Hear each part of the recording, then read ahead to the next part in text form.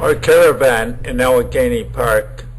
We're doing a caravan trip in 1960 from Balboa, Ontario, south to Cape Hatteras and back, driving a 1954 Oldsmobile.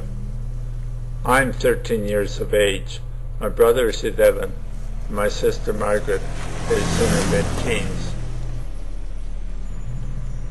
An early shot of our house in Balboa, Ontario, at 111 Palmer Road.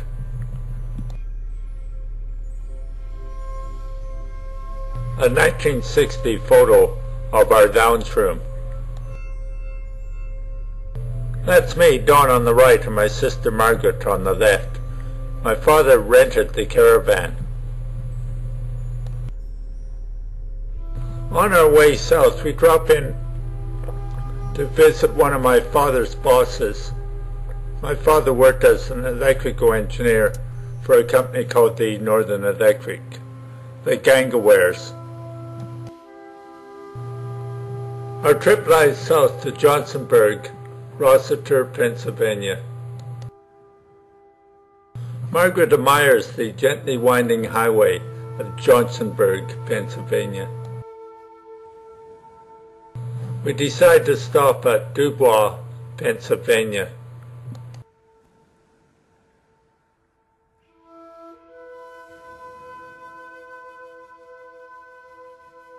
Overlooking the rolling country of Dubois, Pennsylvania. We reach the summit overlooking the Dubois coal mine in Pennsylvania.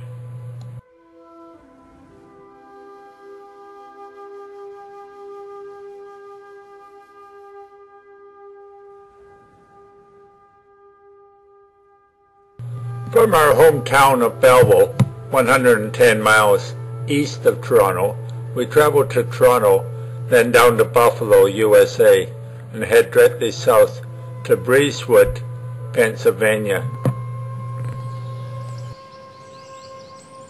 This is the Breezewood, Hancock area on the Blue Ridge Mountains.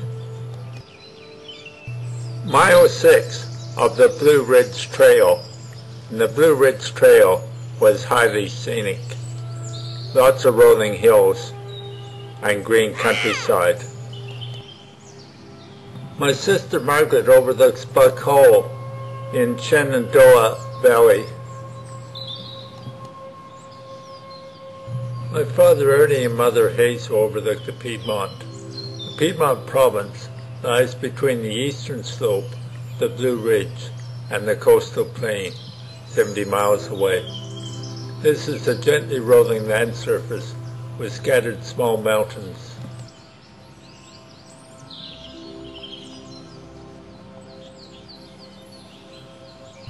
Located in Shenandoah National Park, not far from Chesapeake Bay in Washington, is Franklin Cliffs. This scenery made a deep impression on all of us. A view from Franklin Cliffs, North Carolina. We leave Pennsylvania and enter Virginia, where we pass through Massanutten. Chesapeake Bay is to our right, along with the city of Washington.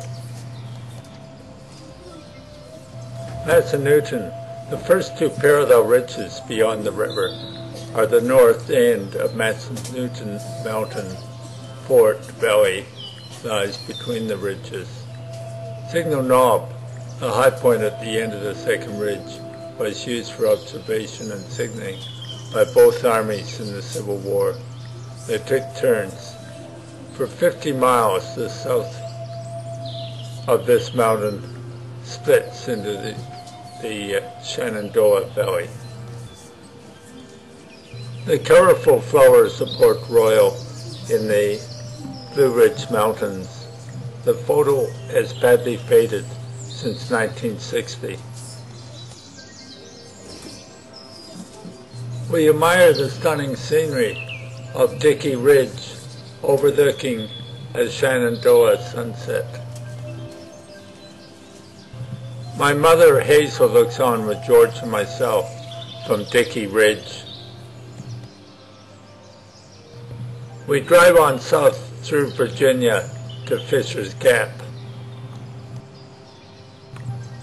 The beautiful mountain scenery of the Blue Ridges left a deep and enduring impression on George and myself. It's fairly misty and dark in the Blue Ridges at Hawksbill. Margaret and George at Hawksbill, Blue Ridge Mountains. Hawksbill again. We've reached North Carolina. Dawn, in the picture, the narrator, overlooks Bald Mountain from the lookout.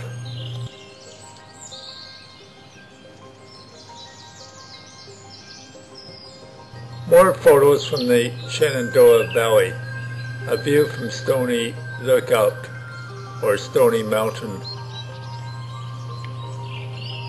It is located close to Luray, site of the Luray Caverns.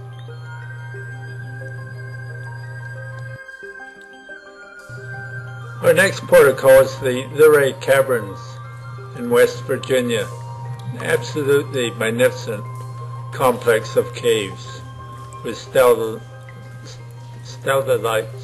and stalagmites. The Luray Caverns is situated in the gentle rolling farmland of Luray.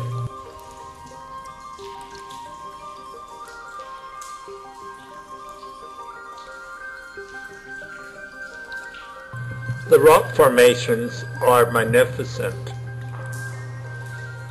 Although back in 1960 they weren't that well lit and cameras didn't have flashes.